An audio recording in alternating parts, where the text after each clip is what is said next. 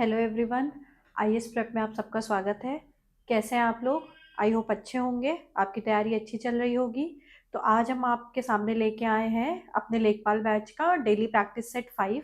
ठीक है, तो चलिए हम इसके एक्सप्लेनेशन शुरू करते हैं, जिसमें पहला क्वेश्चन हिस्ट्री का है कि गुप्त काल के दौरान प्रशासनिक शब्दावली में उद्रंग शब्द निम्नलिखित में से किसे संदर्भित करता है? पहला ऑप्शन, व्यापारियों पर लगाया जाने वाला सीमा शुल्क, स्थायी कृषकों पर लगाया जाने वाला भू राजस्व, अस्थायी कृषकों से वसूला जाने वाला अतिरिक्त कर, युद्ध के समय लिया जाने वाला अनिवार्य उपहार, या उपयुक्त में से कोई नहीं। ठीक है, आप लोग इसका आंसर कमेंट में करके बताइए। उद्रंग उद्रंग शब्द किसे संदर्भित करता है? ये संदर्भित करता है स्थायी कृषकों पर लगाया जाने वाला भू राजस्व। ठीक है, और ये कब किस काल का था? गुप्त काल का। गुप्त काल में उद्रंग जो है ये स्थायी किराएदारों या कृषकों पर लगाया जाने वाला एक प्रकार का भू राजस्व था। और ऊपरी कर ये कैसा था? ये अस्थायी कृषकों पर लगाया जाता था। ठीक है, तो याद रखिएगा, उद्रंग लगाया जाता था स्थायी कृषकों पर और ऊपरी कर लगाया जाता था अस्थायी कृषकों पर। ठीक है, अब हम नेक्स्ट क्वेश्चन पे चलते हैं। शेर शाह सूरी की भू राजस्व व्यवस्था के बारे में रई का क्या अर्थ है? भू राजस्व संग्रह करने वाला एक विशेष अधिकारी, भूमि की माप के लिए उपयोग की जाने वाली एक इकाई, विभिन्न फसलों के लिए राज्य द्वारा निर्धारित औसत उत्पादन और मांग की दर की तालिका, सैनिकों को दी जाने वाली नगद वेतन प्रणाली, या उपयुक्त में से कोई नहीं। ठीक है, तो रई का अर्थ है विभिन्न फसलों के लिए राज्य द्वारा निर्धारित औसत उत्पादन और मांग की दर की तालिका। ठीक है, अब हम ये देखते हैं कि शेरशाह सूरी ने फसलों के लिए एक सूची तैयार की थी, जिसको क्या कहते थे? रई कहते थे। इसमें विभिन्न प्रकार की फसलों के लिए राज्य के हिस्से का विवरण होता था, जो कि किस पर आधारित होता था? औसत उपज पर आधारित होता था। ठीक है, अब हम नेक्स्ट क्वेश्चन की तरफ चलते हैं। भारत छोड़ो आंदोलन जो कि 1942 में हुआ था, इसके दौरान सतारा में स्थापित की गई प्रति सरकार यानी कि पैरेलल गवर्नमेंट के संदर्भ में इसके सशक्त विंग तूफान सेना के संगठक कौन थे? नाना पाटिल, चित्तू पांडे, जीडी बापू, मातंगिनी हजारा, या उपयुक्त में से कोई नहीं। ठीक है, तूफान सेना के संगठक कौन थे? जीडी बापू। ठीक है, अब हम ये देखते हैं कि सतारा में पैरेलल गवर्नमेंट के नेता कौन बने थे? नाना पाटिल थे। ठीक है, लेकिन इसकी जो शाखा थी जिसका नाम क्या था? तूफान सेना, इसके प्रमुख कौन थे? जीडी बापू। ठीक है, अब ये देखिए कि सिर्फ सतारा में ही समानांतर सरकार नहीं बनाई गई थी, कुछ और जगह भी थी जहां पे समानांतर सरकार का गठन हुआ था। वो कौन कौन सी थी? जैसे कि बलिया, उत्तर प्रदेश में भी समानांतर सरकार बनाई गई थी, जिसका नेतृत्व किसने किया था? चित्तू पांडे ने किया था। तामलुक जो कि बंगाल में है, वहां के समानांतर सरकार का नेतृत्व किसने किया था? सतीश चंद्र सामंत ने। सतारा जो अभी हम लोगों ने देखा, यहाँ पे सबसे लंबे समय तक समानांतर सरकार चली थी और सबसे प्रभावी समानांतर सरकार थी, जिसको क्या कहते थे? प्रति सरकार कहते थे। इसका नेतृत्व किया था नाना पाटिल और वाई बी चौहान ने। ठीक है, और जो तालचेर उड़ीसा में समानांतर सरकार थी, उसका नेतृत्व किया था लक्ष्मण नायक ने। अब हम अपने नेक्स्ट क्वेश्चन पे चलते हैं। कन्नौज के लिए हुए त्रिपक्षीय संघर्ष के दौरान किस पाल शासक ने कन्नौज के शासक इंद्रायुध को पराजित कर चक्रायुध को वहां का शासक नियुक्त किया? गोपाल, धर्मपाल, देवपाल, महिपाल प्रथम, या उपयुक्त में से कोई नहीं। इसका उत्तर होगा इंद्रायुध को पराजित कर चक्रायुध को वहां का शासक किसने नियुक्त किया? धर्मपाल ने किया था। ठीक है, अब ये देखिए कि जो ये कन्नौज का त्रिपक्षीय संघर्ष हुआ था, उसका कारण क्या था? उसका कारण था कि जो कन्नौज था वो गंगा नदी के किनारे एक बहुत ही रणनीतिक स्थल था, जो कि बहुत ही समृद्ध था। ठीक है, तो वहां पे नियंत्रण के लिए हमेशा ही संघर्ष होते रहते थे, क्योंकि जो वहां पे नियंत्रण कर लेता उसका जो है नियंत्रण पूरे उत्तर भारत पे स्थापित हो जाता। इसलिए यहाँ पे नियंत्रण करने के लिए संघर्ष होते रहते थे। ठीक है, और ये जो जगह है कन्नौज, ये हर्षवर्धन के साम्राज्य की पूर्व राजधानी भी थी, इस वजह से भी ये महत्वपूर्ण था। ठीक है, अब इसमें जो त्रिपक्षीय संघर्ष था, इसमें शामिल कौन कौन सी शक्तियां थी? तो इसमें पाल शामिल था, गुर्जर प्रतिहार थे और राष्ट्रकूट थे। पाल का एरिया था बंगाल और बिहार क्षेत्र से, गुर्जर प्रतिहार पश्चिम भारत से, और राष्ट्रकूट दक्षिणी क्षेत्र के। ठीक है, तो ये याद रखिएगा आप। अब हम नेक्स्ट क्वेश्चन पे चलते हैं। नहीं इसका, ठीक है। अब हम नेक्स्ट क्वेश्चन पे चलते हैं। उत्तर प्रदेश की महत्वपूर्ण नदी केन के उद्गम स्थल और यमुना नदी के साथ उसके संगम बिंदु का सही युग्म कौन सा है? इसका उत्तर है कैमूर की पहाड़ियां और बांदा। ठीक है, उत्तर प्रदेश की महत्वपूर्ण नदी केन के उद्गम स्थल, केन का उद्गम कहाँ से होता है? ये होता है कैमूर की पहाड़ी कटनी से, और यमुना नदी के साथ उसके संगम बिंदु, यानी कि ये यमुना से जाके मिलती है चिल्ला नामक स्थान पे। ठीक है, ये इसके पहले वाले प्रैक्टिस सेट में भी हम इस वाले क्वेश्चन की प्रैक्टिस कर चुके हैं। ये देखिए, केन नदी का उद्गम मध्य प्रदेश के कटनी जिले में कैमूर की पहाड़ी से होता है, और ये उत्तर प्रदेश के बांदा जिले में चिल्ला नामक स्थान पर यमुना नदी से मिल जाती है। दक्षिण भारत की निम्नलिखित पर्वत चोटियों को उनकी ऊंचाई के आधार पर अवरोही क्रम में व्यवस्थित करिए। अवरोही क्रम मतलब ज्यादा से कम में। ठीक है, अनाईमुडी, दोदा बेटा, मुल्यानगिरी, कलसुबाई, इसको क्रम में लगाइए आप लोग।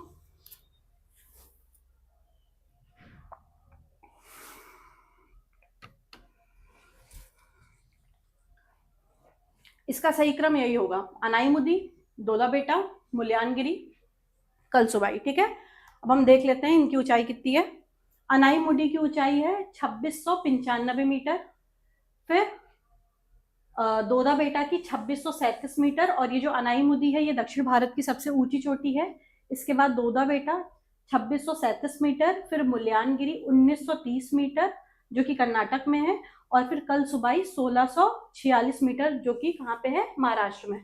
अब यहाँ मैप में भी देख सकते हैं आप, ये देखिए, ये है अनाईमुडी, ठीक है, 2695 मीटर, दोदा बेटा, ठीक है, मुल्यानगिरी 1930 महाराष्ट्र, और ये कलसुबाई।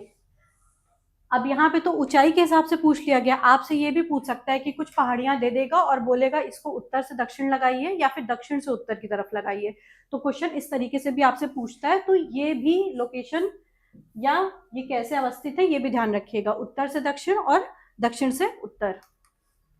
विश्व भूगोल के संदर्भ में ग्रेट आर्टेशियन बेसिन किस महाद्वीप में स्थित है, जो अपने आर्टेशियन वेल यानी कि उत्श्रुत कूपों के लिए प्रसिद्ध है? उत्तरी अमेरिका, ऑस्ट्रेलिया, दक्षिण अमेरिका, अफ्रीका, या उपयुक्त में से कोई नहीं। ठीक, तो ग्रेट आर्टेशियन बेसिन कहां पर है? ऑस्ट्रेलिया में है। ये होते क्या है? ये दुनिया का सबसे बड़ा और गहरा आर्टेशियन बेसिन है जहां पे भूमिगत जल दबाव के कारण स्वतः सतह पे आने लगते हैं। ठीक है, ये देखिए, ये ऑस्ट्रेलिया है, और ये वाला जो एरिया है ये है ग्रेट आर्टेशियन बेसिन। कहाँ पे है ये? ऑस्ट्रेलिया में है। ठीक है, और ये दुनिया का सबसे बड़ा और गहरा आर्टेशियन बेसिन है। अब हम नेक्स्ट क्वेश्चन पे चलते हैं। मृदा वर्गीकरण के अनुसार पेल्डफर मृदा के संदर्भ में कौन सा सही है? तो इसके बारे में सही है, यह उन आर्द्र क्षेत्रों में पाई जाती है जहां एल्यूमिनियम और लोहे के ऑक्साइड की अधिकता होती है। ठीक है, पेल्डफर शब्द किससे किससे बना है? पेड जिसका अर्थ होता है सॉइल, ठीक, और इसमें एल्यूमिनियम और आयरन भी होता है। यह मिट्टी उन नम्र और आर्द्र क्षेत्रों में बनती है जहां भारी वर्षा के कारण जो सिलिका है उसका निष्क्षालन हो जाता है, और एल्यूमिनियम और लोहा शेष रह जाता है। ठीक है, निष्क्षालन का मतलब होता है नीचे चले जाना। भारतीय संविधान के किस अनुच्छेद के तहत राज्यपाल को राज्य विधानसभा में आंग्ल भारतीय समुदाय के एक सदस्य को मनोनीत करने की शक्ति प्रदान की गई, जिसे 104वें संविधान संशोधन अधिनियम 2019 के द्वारा समाप्त कर दिया गया? अनुच्छेद 330, 331, 332, 333 या उपयुक्त में से कोई नहीं। बताइए आप लोग इसका आंसर कमेंट करके। इसका उत्तर होगा अनुच्छेद 333। देखिए, अनुच्छेद 333 के तहत राज्यपाल को राज्य विधानसभा में आंग्ल भारतीयों को मनोनीत करने का अधिकार है।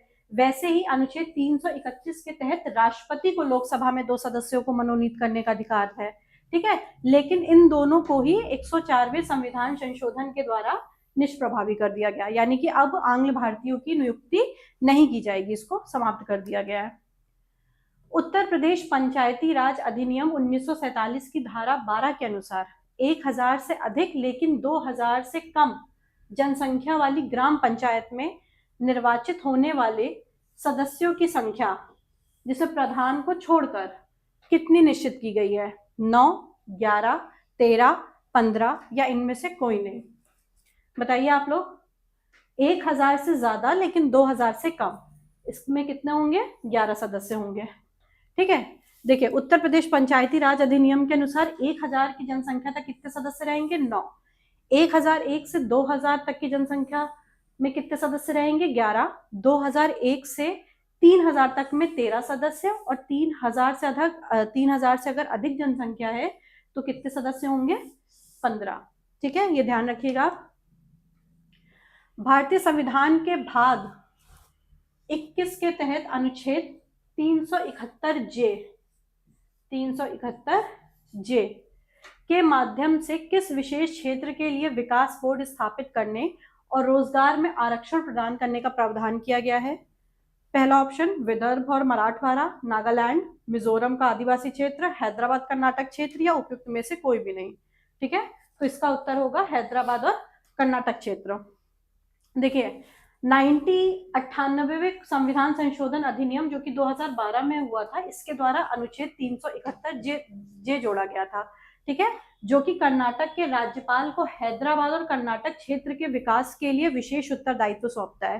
ठीक है, ऐसे ही अनुच्छेद 371 के तहत कुछ और भी स्थल हैं जिनके लिए जो वहां के राज्यपाल हैं उनको विशेष उत्तरदायित्व सौंपा गया है। वो हम देख लेते हैं कि कौन से आर्टिकल में कौन कौन सा राज्य शामिल है। जैसे कि 371 में महाराष्ट्र और गुजरात का है, 371 ए में नागालैंड का है, 371 बी में असम का है, 371 सी में मणिपुर का है, 371 डी में आंध्र प्रदेश, और 371 ई ये भी आंध्र प्रदेश है। लेकिन 371 ई जो है ये आंध्र प्रदेश और तेलंगाना दोनों होगा इसमें। ठीक है, आंध्र प्रदेश और तेलंगाना ये दोनों ही इसमें सम्मिलित हैं, इसमें भी और इसमें भी, ये याद रखिएगा आप। 371 डी और 371 ई ये आंध्र प्रदेश और तेलंगाना से संबंधित है। अंतर ये है कि 371 ई जो है ये इन दोनों राज्यों में, आंध्र प्रदेश और तेलंगाना में, केंद्रीय विश्वविद्यालय की स्थापना का भी प्रावधान करता है।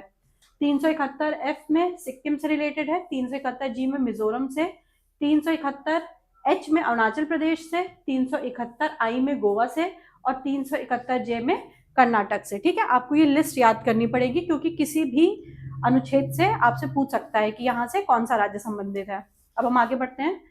संसद की प्राक्कलन समिति यानी कि एस्टिमेट कमिटी के संबंध में निम्नलिखित में से कौन सा विशिष्ट लक्षण इसे अन्य वित्तीय समितियों से अलग करता है?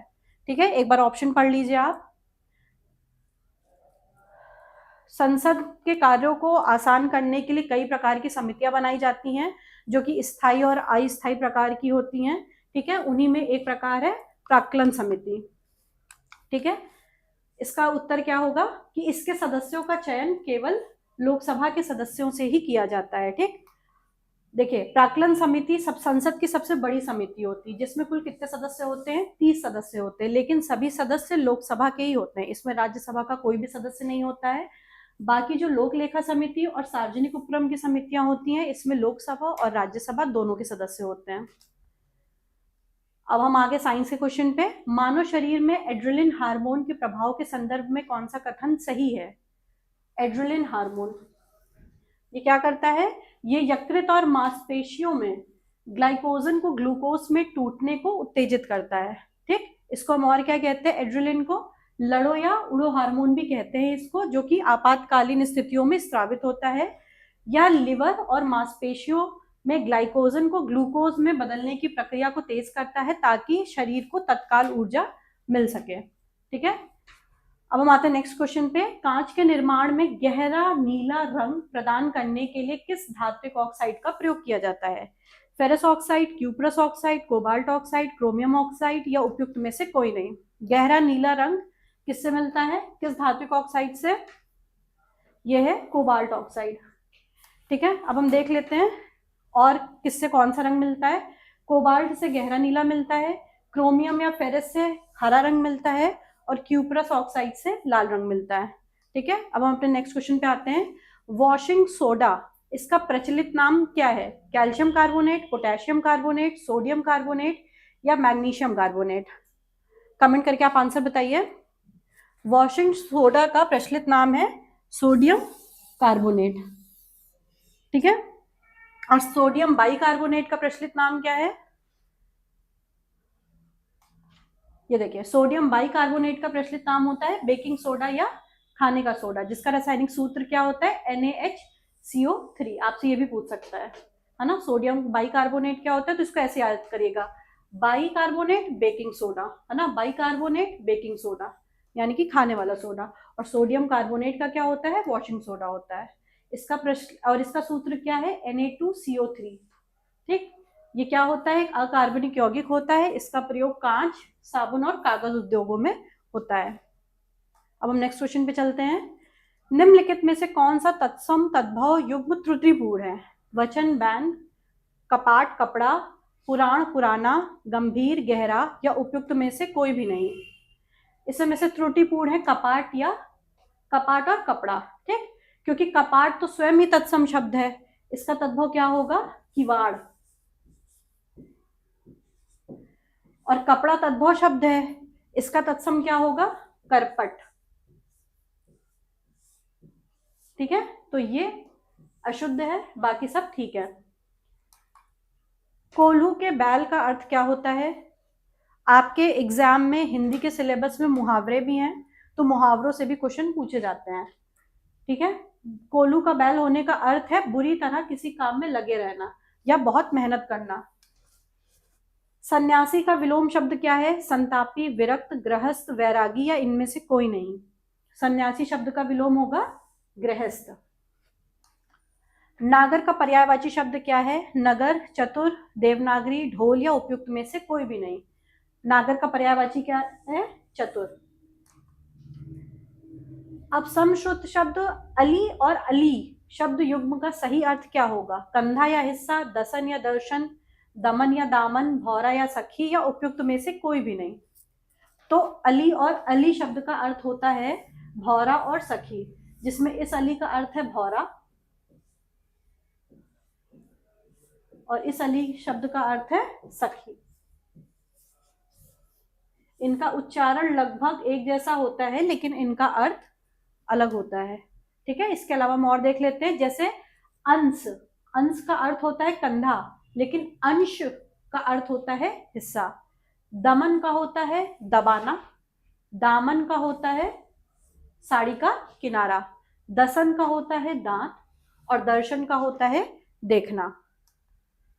अब हम आते हैं अपने इकोलॉजी के क्वेश्चन में। आपके एग्जाम में इकोलॉजी का वेटेज 10 मार्क्स का है ना। आपके एग्जाम में 10 क्वेश्चन पूछे जाएंगे इकोलॉजी से। पारिस्थितिकी तंत्र में जैविक आवर्धन, जिसको बायोमैग्निफिकेशन भी कहते हैं, इसकी प्रक्रिया के लिए निम्नलिखित में से कौन सी शर्त अनिवार्य होती है। बायोमैग्निफिकेशन के लिए कौन सी शर्त अनिवार्य होती है, प्रदूषक का जल में अत्यधिक घुलनशील होना, प्रदूषक का वसा में घुलनशील और बायोडिग्रेडेबल होना, प्रदूषक का केवल उत्पादक स्तर पर संचित होना, प्रदूषक का उच्च वाष्पशील होना या उपयुक्त में से कोई नहीं। ठीक, तो बायोमैग्निफिकेशन प्रक्रिया के लिए आवश्यक है प्रदूषक का वसा में घुलनशील और गैर बायोडिग्रेडेबल होना। इसका मतलब क्या है, इसका मतलब ये है कि जो प्रदूषक होते हैं वो वसा में जाके मिल जाते हैं ताकि वो शरीर में लंबे समय तक संचित रह सके, है ना, और वो अपघटित नहीं होते हैं, जिसकी वजह से वो ऊतकों में जमा हो जाते हैं। ठीक, और फिर उपभोक्ता में इसकी सांद्रता बढ़ती जाती है। हॉलमार्क लोगों का उपयोग निम्नलिखित में से किसके लिए होता है, कृषि उत्पाद के लिए, इलेक्ट्रॉनिक वस्तुओं के लिए, विद्युत वस्तु के लिए, जेवर के लिए या उपयुक्त में से कोई भी नहीं। हॉलमार्क का प्रयोग होता है जेवर के लिए, जैसा कि टीवी में एड वगैरह भी बहुत दिखाते हैं कि हॉलमार्क युक्त जेवर ही आप लें, है ना। देखिए, हॉलमार्क लोगों का उपयोग जेवर के लिए किया जाता है। ये एक आधिकारिक चिन्ह होता है जो कि धातुओं से बनी वस्तुओं पर अंकित होता है।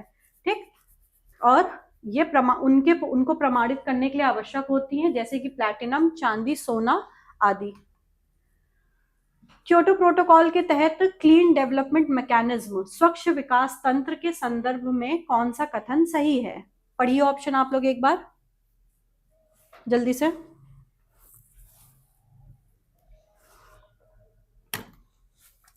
क्योटो एक स्थान का नाम है, एक शहर है। ये शहर कहाँ पे है, आप लोग कमेंट में बताइए।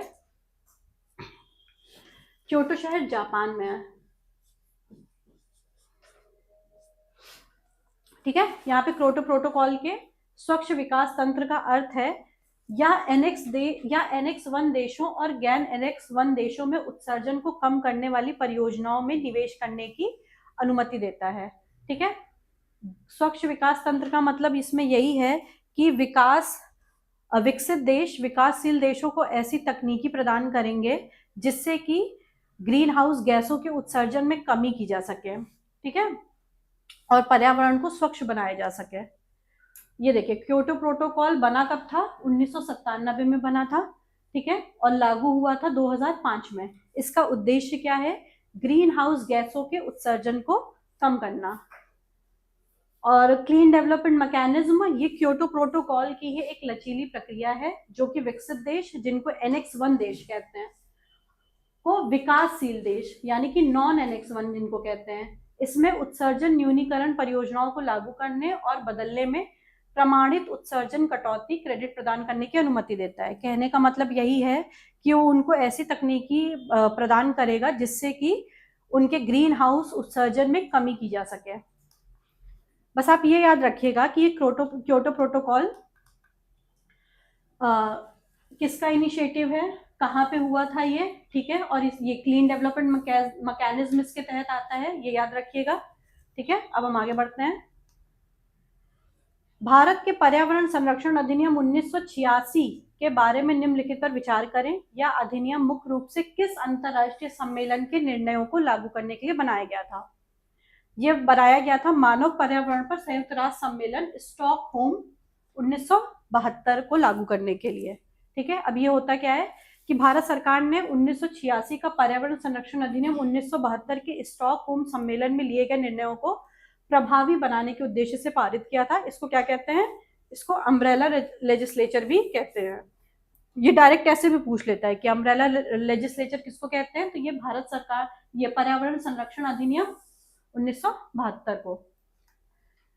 पारिस्थितिकी तंत्र में नेट प्राइमरी प्रोडक्टिविटी और ग्रॉस प्राइमरी प्रोडक्टिविटी के संबंध को कौन सा समीकरण सही ढंग से दर्शाता है?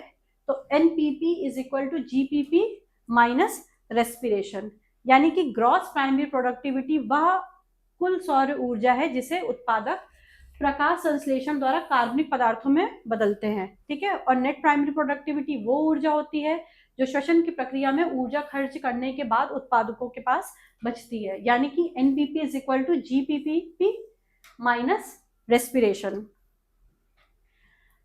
अब आगे कुछ करंट अफेयर्स के क्वेश्चन। आपके एग्जाम में करंट अफेयर्स के 5 क्वेश्चन पूछे जाएंगे। नवंबर 2025 में आयोजित होने वाली 30वीं संयुक्त राष्ट्र जलवायु परिवर्तन सम्मेलन COP30 की मेजबानी के लिए निर्धारित शहर बेलम किस देश में स्थित है, जिसे अमेज़न के वर्षा वनों का प्रवेश द्वार भी माना जाता है? कोलंबिया, ब्राजील, इक्वाडोर, वेनेजुएला या उपयुक्त में से कोई भी नहीं। बेलम कहाँ पे है? ब्राजील में है, ये याद रखिएगा। COP30 यहाँ होगा। ये देखिए, इसका आयोजन नवंबर 2025 में होगा ब्राजील के बेलम में। यह सम्मेलन जलवायु परिवर्तन और अमेज़न वर्षा वनों के संरक्षण के लिए अत्यंत महत्वपूर्ण है। हेपेटाइटिस बी, HIV और सिफिलिस के मां से बच्चे में संचरण को समाप्त करने वाला दुनिया का पहला देश कौन सा बन गया है?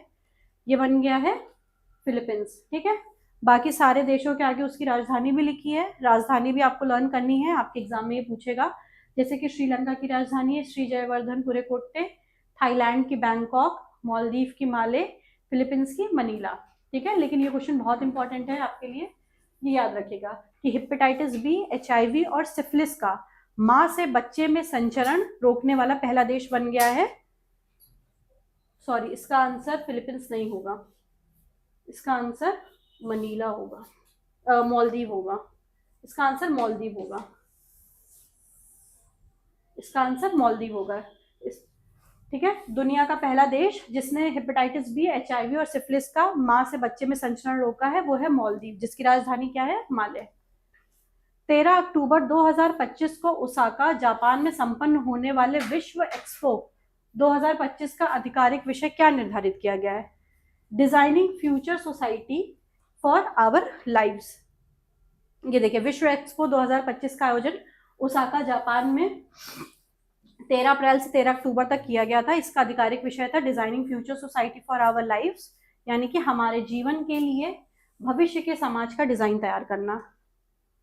दुनिया के पहले लाइव अंडर वाटर इंटरव्यू में भाग लेने वाले पलाऊ के राष्ट्रपति कौन है? Joe Biden, Frank Bainimarama, Surangel Whipps Junior, Justin Trudeau. Palau के राष्ट्रपति कौन बने हैं जिन्होंने पहला लाइव अंडर वाटर इंटरव्यू दिया है? सुरेंगल विब जूनियर। ठीक है, और इन्होंने ये इंटरव्यू कहाँ दिया था? प्रशांत महासागर में। ठीक है, ये भी पूछा जा सकता है आपसे कि इन्होंने पहला अंडर वाटर लाइव इंटरव्यू कौन से सागर में दिया था? तो ये प्रशांत महासागर में दिया था। और इनका इंटरव्यू होस्ट किसने किया था? ये होस्ट किया था ओलंपियन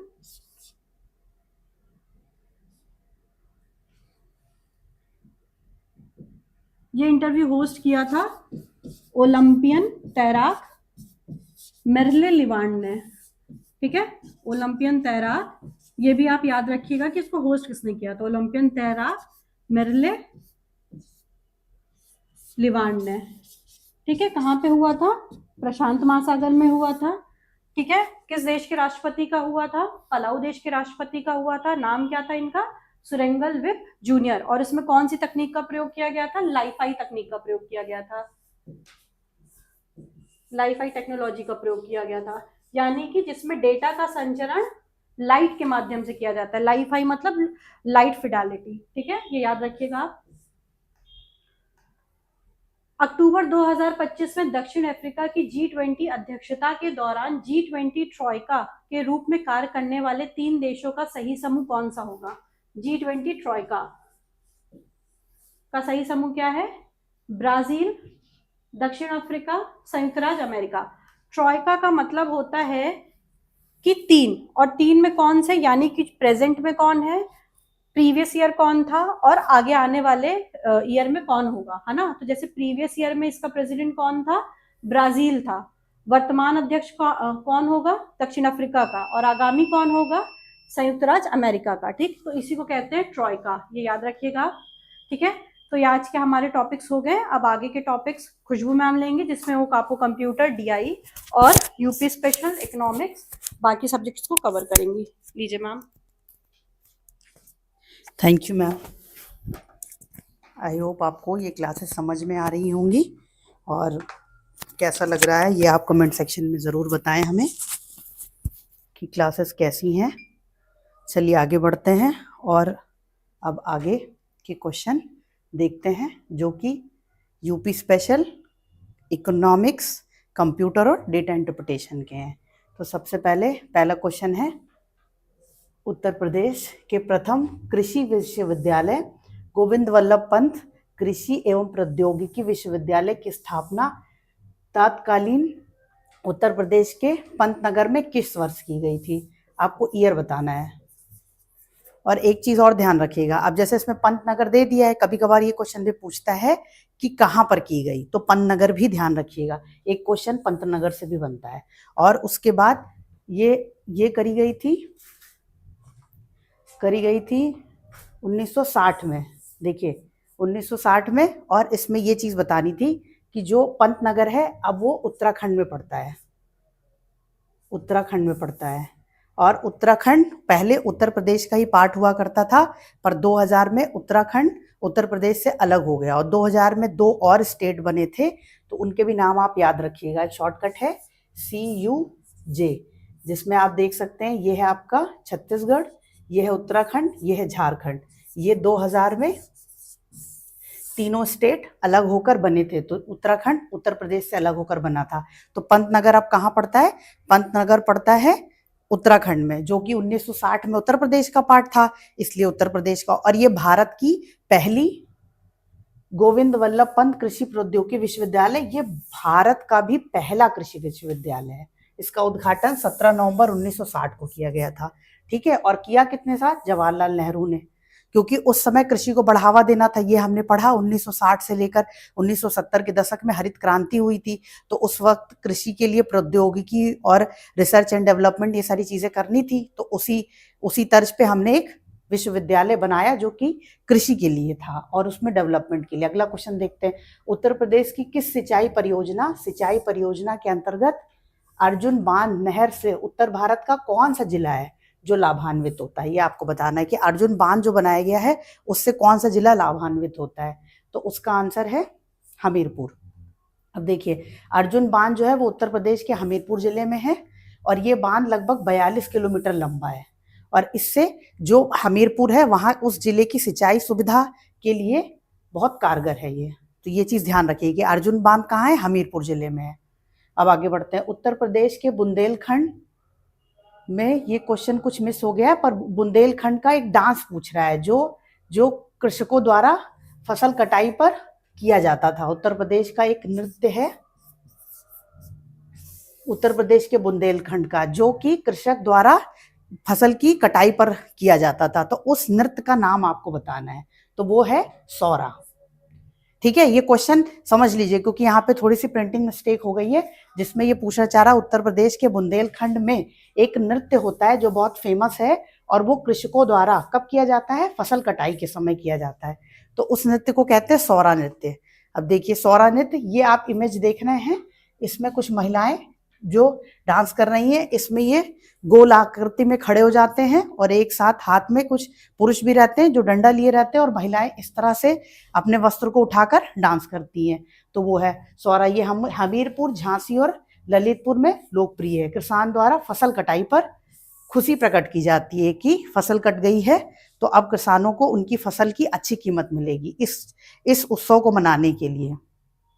अब अगला क्वेश्चन देखिए, उत्तर प्रदेश का सबसे छोटा जिला क्षेत्रफल के अकॉर्डिंग कौन सा है। ठीक, इसके पहले हम लोग ये क्वेश्चन पढ़ चुके हैं कि उत्तर प्रदेश का वो कौन सा जिला है क्षेत्रफल के अकॉर्डिंग जो सबसे बड़ा है, जिसका क्षेत्रफल उत्तर प्रदेश में सबसे ज्यादा है। तो उसका आंसर था लखीमपुर खीरी। और यहाँ पर पूछा गया सबसे छोटा।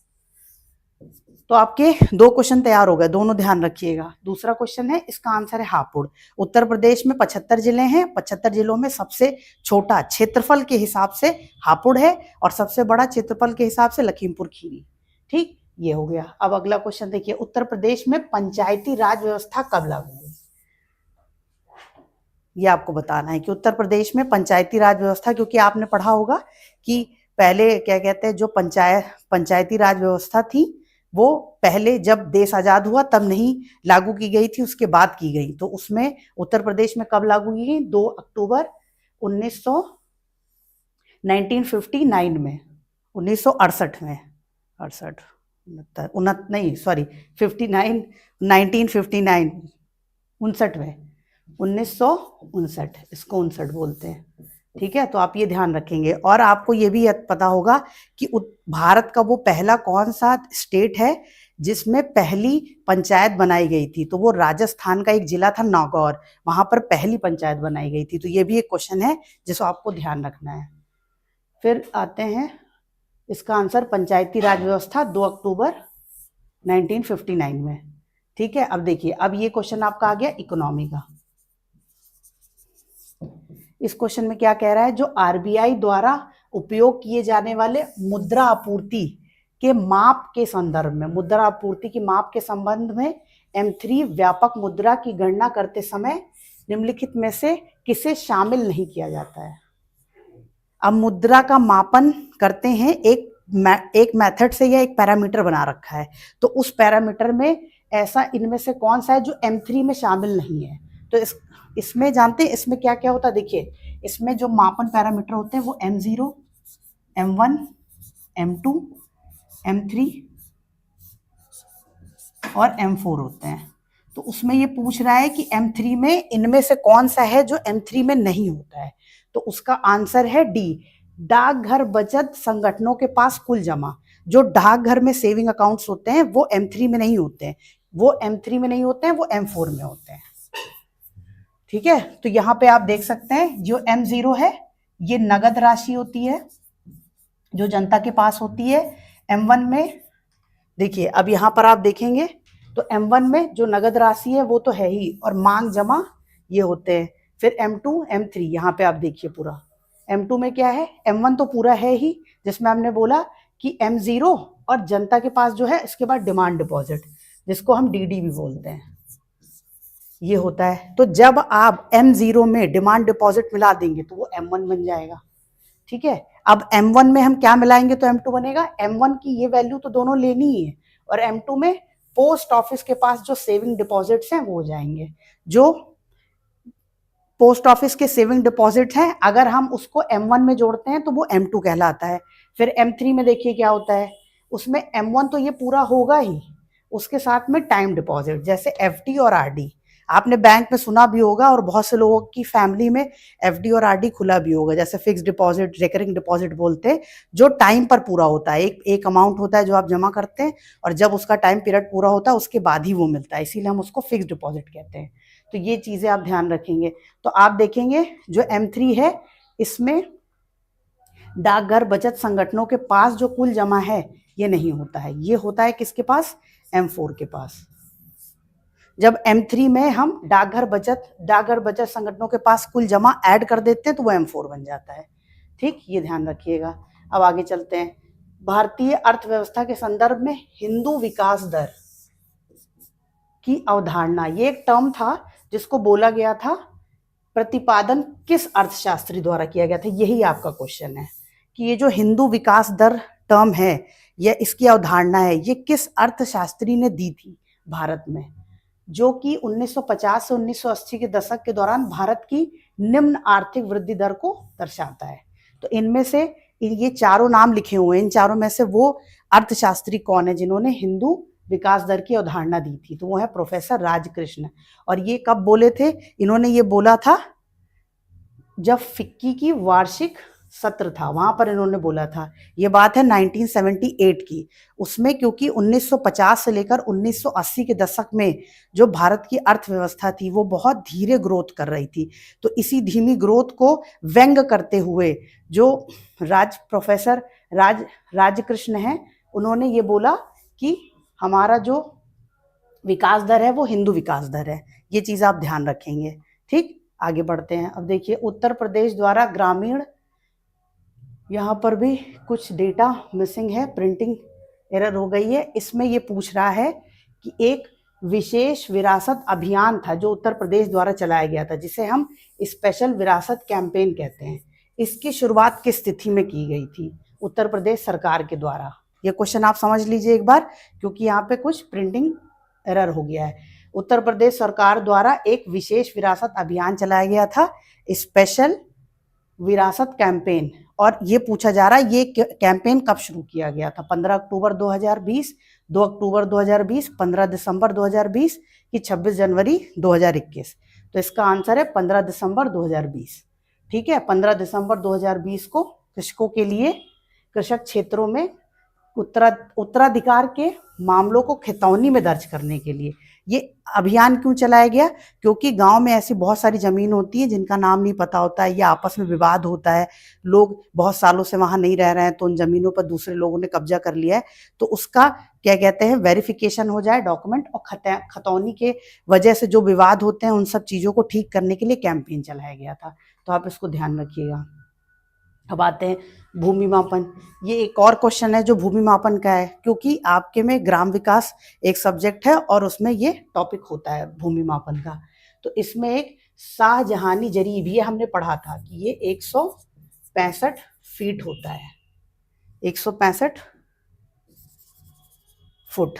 ठीक, तो इसमें अब देखिए इससे अगला क्वेश्चन क्या बनाया है, जरीब की कुल लंबाई 165 फीट होती है। इस जरीब के एक मानक जो गट्ठा बोलते हैं, उसका एक मानक जो गट्ठा है उसकी लंबाई कितनी होती है?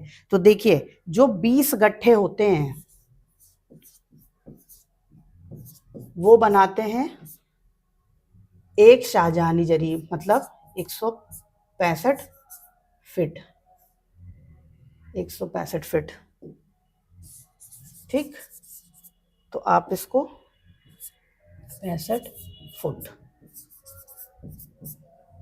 तो एक गट्ठा कितना होगा? इसको 165 को 20 से भाग कर दीजिए, ये आपका आ जाएगा 8.25 फुट। इसको आप मोटा मोटा बोल सकते हैं 8 फुट 3 इंच। ठीक है, तो ये आप ध्यान रखिएगा। इसको आप देख भी सकते हैं कि 165 फीट होती है, जिसको हम 55 गज कहते हैं, और जो 50 गट्ठे के बराबर 20 गट्ठे के बराबर होती है। तो जब 165 फीट बराबर 20 गट्ठा, तो इसको सॉल्व करेंगे, एक गट्ठा बराबर कितना हो जाएगा? 165, उसको 20 से भाग कर दीजिए। तो जब आप भाग करेंगे तो वैल्यू आ जाएगी 3 फुट 8 फुट 3 इंच। ये चीज ध्यान रखिएगा। अब अगला क्वेश्चन देखें, मुख्यमंत्री किसान दुर्घटना बीमा योजना, ये एक उत्तर प्रदेश सरकार द्वारा चलाई गई बीमा योजना है जो कि किसानों के लिए बनाई गई है। और ये कब लाई गई थी ये आपको बताना है, 15 में, 19 में, 22 में, या फिर यहाँ पे 20 होना चाहिए। ये ऑप्शन मिस्टेक है, इसका आंसर होगा 2019 में। ठीक, ये देखिए 2019 में लाई गई थी ये। और इसमें दुर्घटना में अगर मृत्यु होती है, ये किसके लिए है? ये उत्तर प्रदेश के किसान के लिए ही है। जो भी किसान है वो उत्तर प्रदेश से बिलोंग करना चाहिए, उसी को इस बीमा योजना का फायदा मिलेगा। तो वो है, दुर्घटना में मृत्यु अगर हो गई तो 5 लाख का मुआवजा दिया जाएगा, और 60% से अधिक दिव्यांगता हो गई तो 2 लाख का सहायता की जाएगी। ये चीज आप ध्यान रखिएगा। फिर आगे बढ़ते हैं। अब आ गए हम अपने कंप्यूटर के पोर्शन पे। कंप्यूटर जो कि 15 नंबर का क्वेश्चन आपके एग्जाम में आना है। 100 नंबर का आपका लेखपाल का पेपर है, उसमें 15 नंबर के कंप्यूटर के क्वेश्चन आने हैं। इसलिए आप कंप्यूटर को बहुत अच्छे से पढ़िए, और हम रोज 5 क्वेश्चन की प्रैक्टिस इसीलिए आपको कंप्यूटर की कराते हैं। चुंबकीय डिस्क की भंडारण क्षमता निर्भर नहीं करती। अब जैसे जो मैग्नेटिक डिस्क होता है उसकी स्टोरेज कैपेसिटी वो किस पर डिपेंड नहीं करती। यहाँ पर 4 ऑप्शन दिए हैं, 5 दिए हैं, इसमें तो लिखा उपयुक्त में से कोई नहीं, तो इसको छोड़ दे। बाकी इन चारों में ऐसा कोई ऑप्शन है जिस पे वो डिपेंड ना करती हो, इनमें से बताना है कि किस पे निर्भर नहीं करती। तो इसका आंसर हो जाएगा डिस्क की गति पर।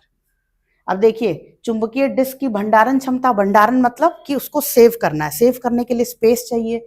तो अगर आप देखें तो डिस्क सतह में डिस्क पैक पर, अब जैसे डिस्क की सतह ज्यादा हो तो जितनी ज्यादा सतह होगी, जितनी ज्यादा लेयर्स होंगी, उतना ज्यादा स्टोरेज हो जाएगा, तो इस पर तो निर्भर करेगी ही। फिर सतह के प्रति इंच ट्रैक पे, अब जो हमने सतह बनाई है, लेयर बनाई है, उसमें ट्रैक्स होंगे, तो एक एक ट्रैक अगर जितना चौड़ा होगा या जितना स्पेस लेगा ट्रैक, उतना ही ज्यादा डेटा सेव होगा, तो इस पे भी डिपेंड करेगी। ठीक, फिर उसके बाद ट्रैक के प्रति इंच बिट्स पे, और प्रति इंच बिट्स पे इसमें भी स्पेस जितनी ज्यादा, जितना ट्रैक फैलेगा उतने स्पेस बढ़ती जाएगी, तो इस पे भी निर्भर करेगी। सिर्फ गति पर निर्भर नहीं करेगी, क्योंकि ये स्पीड बढ़ा देगा पर ये स्टोरेज से कोई लेना देना नहीं है इसका। तो इसका आंसर अगर आप देखें तो इसका आंसर डी है, ये आप ध्यान रखिएगा। बाकी ये 3 नहीं है, क्योंकि इस पे ये निर्भर करती है, और पूछा है किस पर निर्भर नहीं करती है, तो डी हो जाएगा इसका आंसर। अब अगला क्वेश्चन देखिए, इंटरनेट शब्दावली में HTTP का फुल फॉर्म क्या होता है? इसके पहले भी फुल फॉर्म के कुछ क्वेश्चन पूछे जा चुके हैं, वो आप रिवाइज करते रहिए, क्योंकि कंप्यूटर में ऐसे बहुत से जगह है जहां पर हम शॉर्ट फॉर्म्स यूज करते हैं, और हमेशा क्वेश्चन उनके फुल फॉर्म से बनाए गए हैं और आगे भी बनाए जाने की प्रबल संभावना है, तो आप इसको अच्छे से तैयार करिएगा। तो ये HTTP का फुल फॉर्म क्या होता है? Hyper text transfer protocol. ठीक, अब देखिए HTTP का अर्थ तो हो गया हाइपर टेक्स्ट ट्रांसफर प्रोटोकॉल। अब ये क्या कर रहा है? ये वो वर्ल्ड वाइड वेब जो होता है उस पर डेटा संचरण करता है। डेटा का जो कम्युनिकेशन है, जैसे एक यूजर है और एक सर्वर है, तो यूजर और सर्वर के बीच में जो कम्युनिकेटर का काम करता है, वो कम्युनिकेटर का काम कौन कर रहा है? HTTP, hypertext. ठीक है, ये चीज ध्यान रखिएगा। अब इसका कार्य पूछ लिया तो कार्य बता दीजिएगा कि कम्युनिकेटर है। अब इसमें क्वेश्चन है कि निम्नलिखित में से कौन एक इनपुट डिवाइस का उदाहरण है? इनमें से कौन सा है जो इनपुट डिवाइस है? तो कंप्यूटर में हार्डवेयर होते हैं, और हार्डवेयर 2 पार्ट में डिवाइड होता है, इनपुट डिवाइस और आउटपुट डिवाइस। तो इसमें से आपको बताना है कि इसमें से इनपुट डिवाइस कौन सी है। अब ये जो आप मॉनिटर देख रहे हैं, प्रिंटर देख रहे हैं, कीबोर्ड देख रहे हैं, स्पीकर, इसमें से जो इनपुट डिवाइस है वो कीबोर्ड है, और ये सारी आउटपुट डिवाइस हैं। आउटपुट डिवाइस, इसको भी आउटपुट डिवाइस, जैसे आप अगर ऐसे लिखते हैं IP, तो ये इनपुट डिवाइस होता है, और ऐसे लिख देंगे तो ये आउटपुट डिवाइस होगा। अब इनपुट डिवाइस कौन सी डिवाइस होती हैं? इनपुट डिवाइस वो डिवाइस होती हैं जो डेटा को जो निर्देश या डेटा को कंप्यूटर के प्रोसेसर को पहुंचाती हैं, तो वो इनपुट डिवाइस हो गई, वो डेटा को लेती हैं। तो लेने का काम किससे होगा? देने का, ये हो जाएगा कम कीबोर्ड से। अब स्पीकर में क्या हो रहा है, वो हमें आउटपुट दे रहा है। हमने जैसे हमने कंप्यूटर में ये टाइप किया कि हमें कोई गाना सुनना है, तो जो गाना है वो सुनाई कहाँ देता है, स्पीकर पे सुनाई देता है। तो जो आप टाइप करके निर्देश दे रहे हैं वो आपका इनपुट हो गया, तो वो कब आप कीबोर्ड से देते हैं, पर आप सुनते कहाँ से हैं, स्पीकर से, तो वो आउटपुट डिवाइस हो गई। फिर प्रिंटर, आपने कीबोर्ड से इंस्ट्रक्शन दिया कि इस पीडीएफ को प्रिंट करिए, तो जो प्रिंट है, प्रिंट फॉर्म में जो पेपर निकलेगा वो कहाँ से निकलेगा, प्रिंटर से, तो वो आउटपुट डिवाइस हो गई। ऐसे ही मॉनिटर है, आप जब भी कुछ टाइप करते हैं कीबोर्ड पे तो वो आपके स्क्रीन पे विजिबल होता है, जो स्क्रीन होती है वो मॉनिटर की होती है, वो मॉनिटर होता है। तो ये चीज आप ध्यान रखिएगा, इनपुट आउटपुट डिवाइस में डिफरेंस होता है। ये नहीं कि हार्डवेयर पूछा है तो उसमें अगर डिवाइस पूछा है तो आपको बताना पड़ेगा पर्टिकुलरली कि इनपुट कौन सी है और आउटपुट कौन सी है। उत्तर प्रदेश की ई डिस्ट्रिक्ट परियोजना का मुख्य लक्ष्य क्या है। अब देखिए यहाँ पर ई लिखा हुआ है, ये जो ई होता है ये इलेक्ट्रॉनिक, तो इसका मतलब हम इसको कुछ डिजिटलाइजेशन की बात कर रहे हैं, कुछ डिजिटलीकरण कर रहे हैं। तो वो क्या हो सकता है कि नागरिक केंद्रित सेवाएं जो हैं उनको कंप्यूटरीकृत करना और ऑनलाइन करना। जैसे कि मान लीजिए हमको आय प्रमाण पत्र बनवाना है, या जाति प्रमाण पत्र बनवाना है, या निवास प्रमाण पत्र बनाना है, तो ये सब ऑनलाइन सुविधा से बन जाए और ऑनलाइन ही ये सब मौजूद हो, जिससे कि हमें पेपरलेस काम हो जाए और कहीं पर भी आपको वो डेटा अवेलेबल हो जाए। इस वजह से हम ये चीज कर रहे हैं, ई डिस्ट्रिक्ट प्रोग्राम लेकर आए हैं। अब इसके बाद आते हैं, ये कंप्यूटर क्वेश्चन है MS एक्सेल 2007।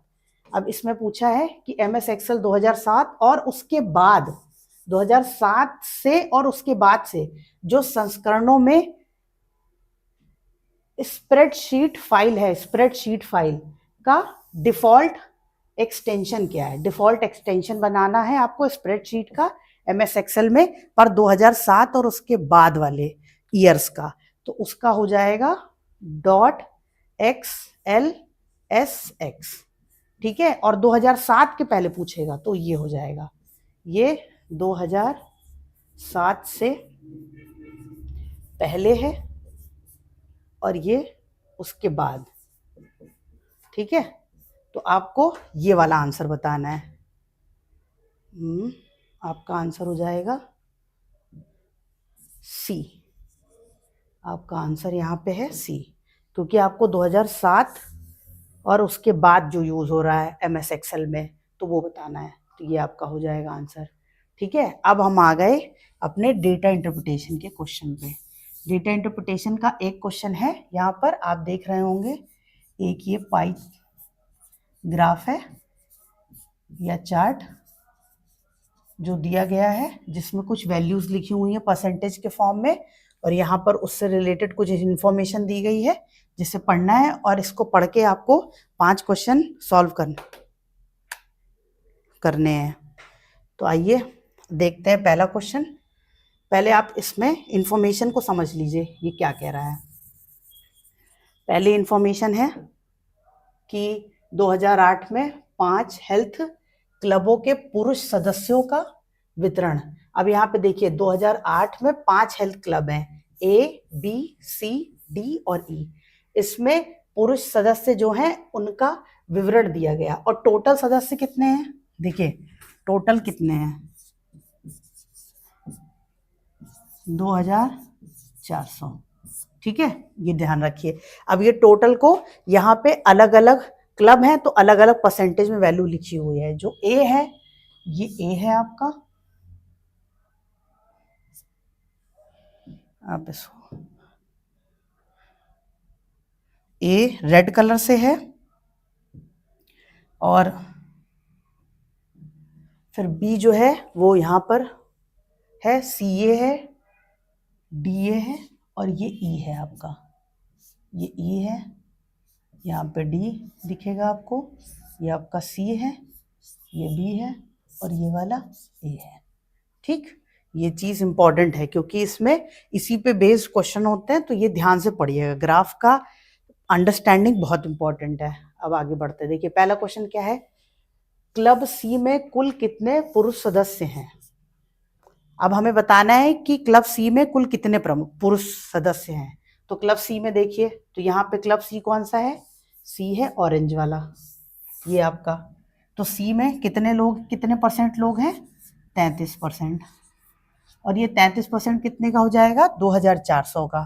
तो हमें बताना है कुल कितने हैं, तो 2400, इसको आप 33 से गुणा करिए, ये आपका हो जाएगा 24 गुणे 33। अब इसको आप यहाँ पे गुणा करिए, 33 24, 4 तें 12, 4 तें 12, 1 13, ये आ गया 2 2 2 तें 6, 2 तें 6, ये आ गया 2, 6 3 9, 6 1 7। इसका आंसर हो जाएगा आपका 792। क्या हो जाएगा इसका आंसर, इसका आंसर हो जाएगा 792। ठीक है, ये 792, इसका आंसर ए है। अब हम आगे बढ़ते हैं अपने अगले क्वेश्चन पे, जो कि है क्लब डी और क्लब ई में कुल सदस्य मिलाकर कितने हैं। हमें क्लब डी और क्लब ई के सदस्यों को बताना है कि ये टोटल कितने हैं कुल। तो इसका मतलब क्या हुआ कि क्लब डी के सदस्य और क्लब ई के सदस्य, इन दोनों को आप आपस में जोड़ दीजिए तो आपको पता चल जाएगा कितने हुए। तो डी, आपका जो डी है वो ये है, और क्लब ई यहाँ पर है। इसके कुल सदस्य कितने हुए, तो ये कितना हो जाएगा, 12% और 10%, ये कितना हो गया, 22%। अब 22% कितना हुआ 2400 का, ये आपको सॉल्व करना पड़ेगा। तो इसको जब हम कैलकुलेट करेंगे तो ये आ जाएगा 2200। अब इसको कट कर दिया, ठीक है। अब देखिए ये कितना आ जाएगा, 24, ये 22, 2 चौक 8, 2 दूनी 4, 2 चौक 8, 2 दूनी 4, ये हो गया आपका 8, 8 4 12, 2 4 1 5, 528। ये आपका आंसर हो जाएगा डी, 528। ठीक है। अब अगला देखते हैं, क्लब बी में क्लब ए की तुलना में कितने अधिक सदस्य हैं। क्लब बी में क्लब ए की तुलना में, किससे तुलना करनी है, क्लब बी की क्लब ए से, और बताना है कि कितने अधिक सदस्य हैं। तो अधिक निकालने के लिए हमें अंतर निकालना पड़ेगा। तो पहले देखना पड़ेगा क्लब बी में, तो क्लब बी की अगर बात करें तो ये है, और क्लब ए की बात करें तो ये ए है। ठीक, तो इसका मतलब कि 5% का अंतर है, 20% ए में है और 25% बी में है, बी और ए का अंतर। तो 5%, अगर आप 2400 का 5% निकालें तो ये कितना हो जाएगा, 5 चौक 20 के 0 से लगा 1, 5 दूनी 10, 2 12, 120। ठीक है, ये आपका आंसर हो गया। और इसका एक और मेथड है, इसमें आप ये चीज सोच सकते हैं कि पहले हम 20% निकालें, फिर हमें वैल्यू पता चले, फिर 25% निकालें, फिर वैल्यू पता चले, फिर जो आए उसको माइनस करें। तो उससे अच्छा है आप सीधे परसेंट को माइनस करिए, और जो परसेंट आपको डिफरेंस दिख रहा है, क्योंकि अंतर पूछ रहा है, तो जो बड़ा है उसमें से छोटा वाला माइनस हो जाएगा। तो हमें अंतर कितने का दिख गया, 5% का। ठीक, तो ये चीज ध्यान रखिएगा। अब अगला क्वेश्चन देखते हैं। अगला क्वेश्चन क्या कह रहा है, क्लब सी के सदस्यों की संख्या क्लब डी और ई के संयुक्त सदस्यों से कितना प्रतिशत अधिक है। इसका मतलब क्लब सी और क्लब डी और ई, डी और ई को संयुक्त रूप से देखना है, और ये पूछ रहा है क्लब सी के सदस्यों की संख्या क्लब डी और ई के सदस्यों की संख्या से कितने प्रतिशत अधिक है। तो परसेंटेज वृद्धि बतानी है हमें इन दोनों की, सी से कंपेयर करके। अब सी में देखिए कितना है, अगर आप सी की बात करेंगे तो ये आपका सी है, ठीक है, 33%। और अगर हम डी और ई को साथ में लिखें तो हमारा डी और ई कितना हो जाएगा, डी की वैल्यू और ई की वैल्यू कितनी हो जाएगी परसेंटेज में, डी है ये आपका 12% और ई है 10%, ये आपका 22% हो गया। ठीक है, और प्रतिशत में कितने अधिक है, और इसके बाद ये वैल्यू आपको निकालनी पड़ेगी। तो आप इसको निकालिए, ये आ जाएगा 2400 गुणे 22/100। ठीक है, ये आप पीछे निकाल चुके हैं, ये आपका आया था 528, ये आया था। और ये चीज है, देखिए इसको भी ध्यान रखिएगा कि एक ही डेटा मल्टीपल टाइम्स यूज हो सकता है, इसलिए जहां पर भी रफ में आप क्वेश्चन सॉल्व करिए वहां पर साफ सुथरा करिए ताकि आपको बार बार वो कैलकुलेशन रिपीट ना करनी पड़े, इससे आपका टाइम बचेगा। फिर आप देखिए सी में, उसमें 33% थी, तो 33% की वैल्यू कितनी हो जाएगी अगर आप देखेंगे तो, ये भी हमने निकाली थी, ये हमने सबसे पहले निकाली थी, ये थी 792। ठीक, ये आ गया आपका 792। अब इन दोनों का अंतर निकालना है और प्रतिशत वृद्धि बतानी है, तो इन दोनों का अंतर कितना हो जाएगा, इन दोनों का अंतर हो जाएगा 792, इसको आप 528 इसमें से घटाइए, तो घटाएंगे तो कितना आ जाएगा, 12 में से 8 गई 4, यहाँ पे 8 में से 2 गई 6, और यहाँ पर 7 में से 5 गई 2, 262। अब ये पूछ रहा है कि 262, ये वैल्यू आपको बतानी है। 262 जो है, एक मिनट, हाँ 262 जो है वो आपका किसके कंपैरिजन में, 500 डी और ई के कंपैरिजन में कितना प्रतिशत अधिक रहा, कितनी परसेंटेज वृद्धि हुई। तो आपको इसको क्या करना पड़ेगा आगे, अब अगर आगे आप इसको सॉल्व करेंगे तो ये आपका हो जाएगा 262, और एक वैल्यू आपको पीछे से कौन सी लेनी है, वो लेनी है 528, डी और ई के कंपैरिजन में 528, और इसको प्रतिशत में निकालना है तो 100 से गुणा करना पड़ेगा। अब इसको कट करिए, 2 दूनी 4, 2 दूनी 4, 2 छक 12, 2 चौक 8, फिर ये 50 हो गया। फिर 2 से कट करिए इसको, 2 एकन्ने 2, 2 तिहाई 6, 2 दूनी 4, ये हो गया 25। फिर 2 से 2 तो ठीक है, ये दुन्ना, देखिए 132 को 2 से मल्टीप्लाई करेंगे तो 264 ही होगा। ठीक है, तो ये आ गया 25 गुणे 2, और ये आपका हो गया 50%।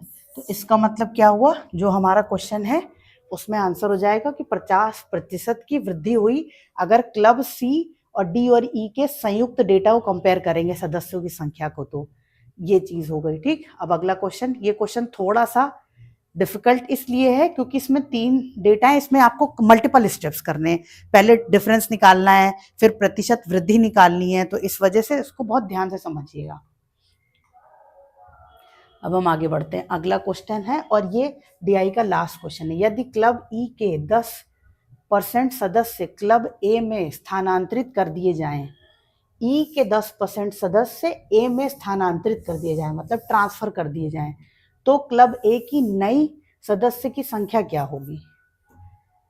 ठीक है, ये क्वेश्चन आपको समझ में आया कि क्लब ई में जितने भी सदस्य हैं उन सदस्यों को अगर आप उसमें से 10% लोगों को आप भेज दीजिए क्लब ए में, तो अब क्लब ए के टोटल सदस्यों की नए की संख्या कितनी हो गई, नए, तो नए जो जुड़ गए उसके बाद कितनी हो गई। तो पहले हमें देखना पड़ेगा क्लब ई में कितने सदस्य हैं, ये निकालिए, ये आपका ई है, तो पहले आपने देखा कि 2400 का 10% जो है वो क्लब ई है, तो इसको हमने निकाल लिया, ये हमारा आ गया 240। तो इसका मतलब कितना हुआ कि क्लब ई में टोटल कितने सदस्य हैं, 240। अब 240 का 10% ए को दिया जा रहा है, तो कितना दिया जा रहा है, 24 सदस्य जो हैं ई से ट्रांसफर होके ए में जाएंगे।